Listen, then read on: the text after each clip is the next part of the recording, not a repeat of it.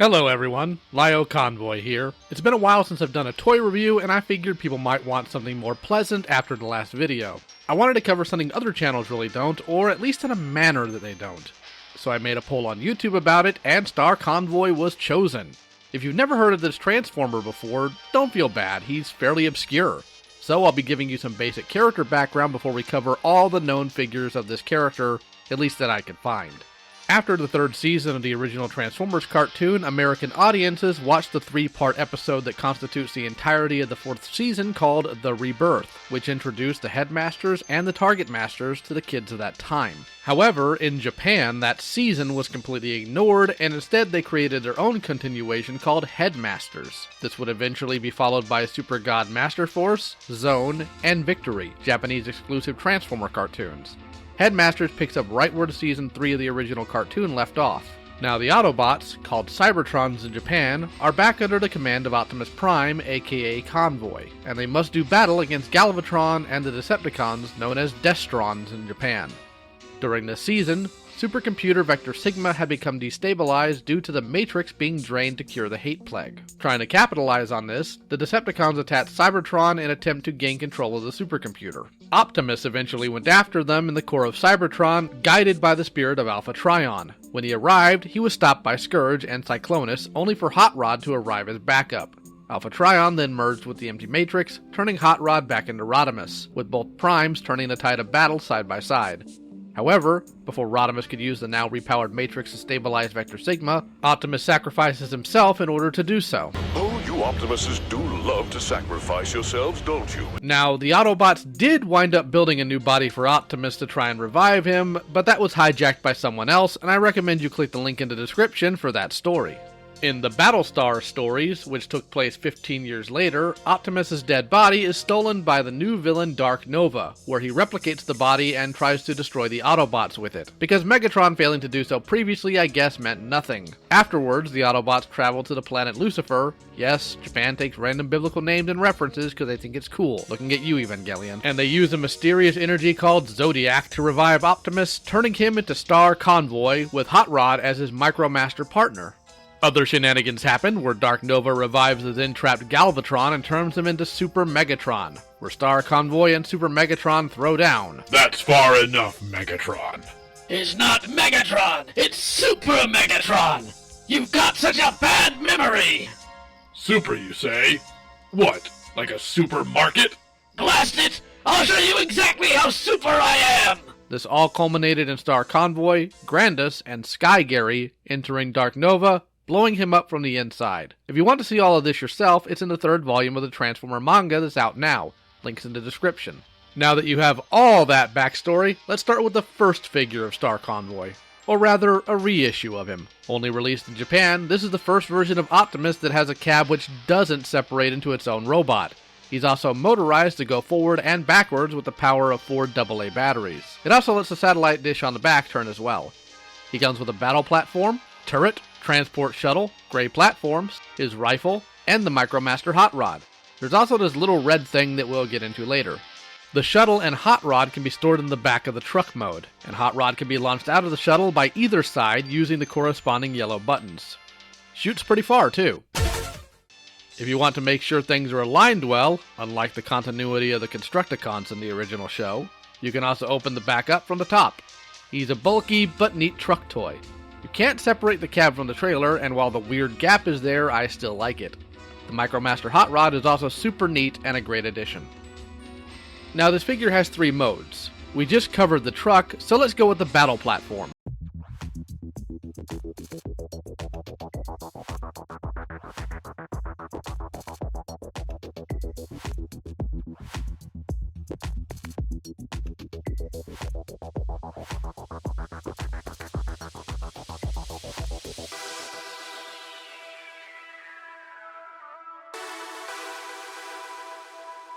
And here he is. Kind of awkward to have Optimus just staring at you the whole time, but you do what you can with the battle platform mode. Now we'll talk about that random red piece. Remember that motorized function? Well, that comes into play in this mode, or should rather. It actually plugs into Grandus to operate his elevator using the motorized track. However, I don't own Grandus, because he costs a Grandus. But don't worry, I have a stand-in. You'll never tell the difference, but your wallet will. Now let's get him into robot mode.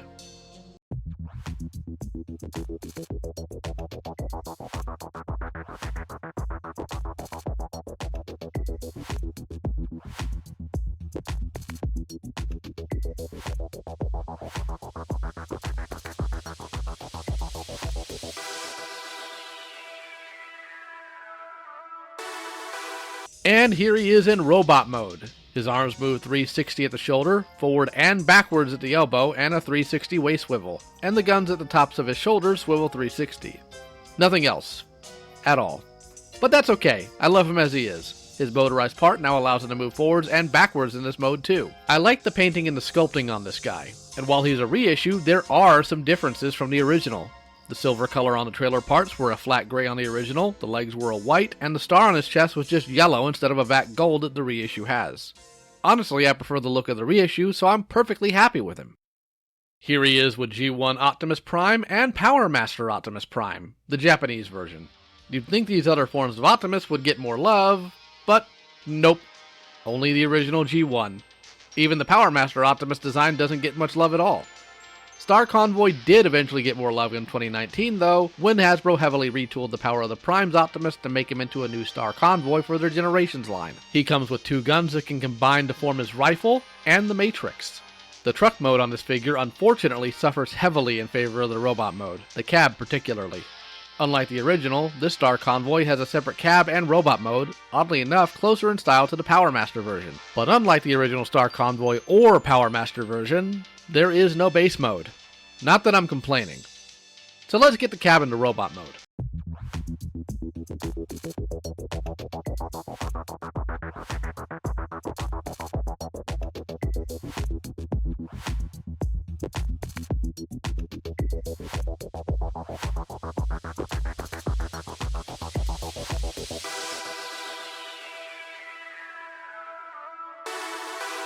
In robot mode, you can see why I think he looks like the cab portion of the Power Master Optimus. Fake chest window, grille, and all. His head looks up and down this far, as well as turns 360, 360 at the shoulders, arms go out that far, he has a 360 swivel at the bicep, and he has double jointed elbows as well. The legs go out this far, and back and forth this far.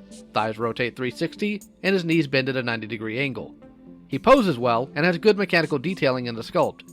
No paint issues either. But he does have a large backpack. Don't tell Jobby. Now let's transform the trailer and combine him.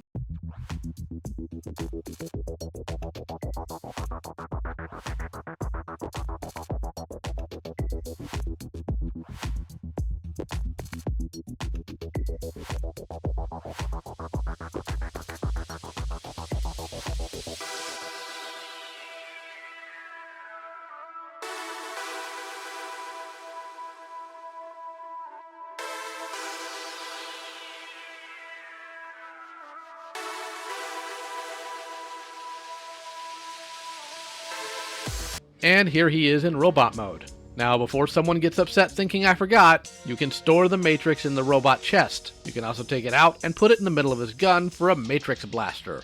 But mine's pretty loose, and I think it looks goofy, so back into the chest it stays. Now onto his articulation. His head is on a ball joint that moves 360, but can't really move up or down. 360 at the shoulders, arms go out that far, 360 at the bicep, and a single joint at the elbow. His legs go out this far, back and forth this far, and has single jointed knees. His feet can also move back and forth like this and tilt well. The guns on his shoulders also rotate 360 and they tilt upwards. Standing him next to the original mold for this figure, and you can see the heavy retooling and added detail to change the design to fit Star Convoy. I like the fact that they went with a vac metal gold star on his chest and even chromed his crest.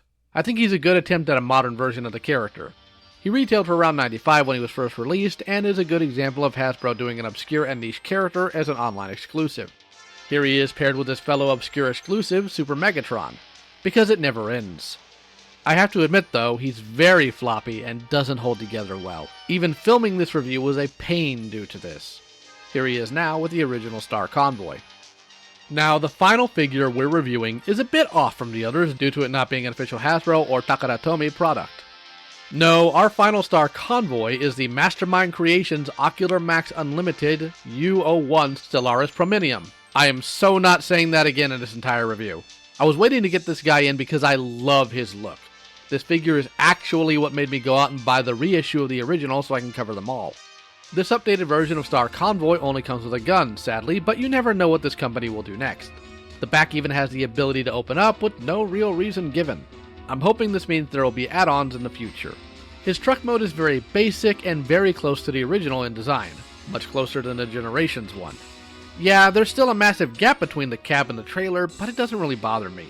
Of note, though, is while the treads on this are rubber, they do not move. There are wheels on the bottom that do so instead, and there's no motorized function on him. Now, this one, like the Generations one, skips any pretense of a battle platform, so we can get straight to his robot mode.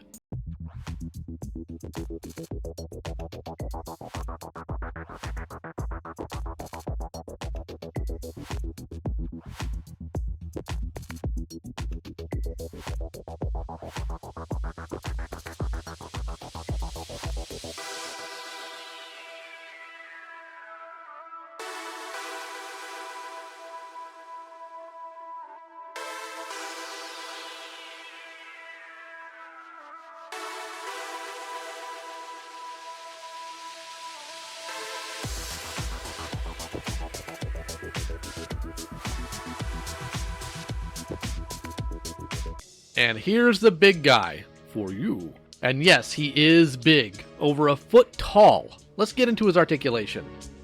His head swivels 360 and he can look up and down this far. You can also stretch his neck out a bit to push expressions like this. Autobots, report.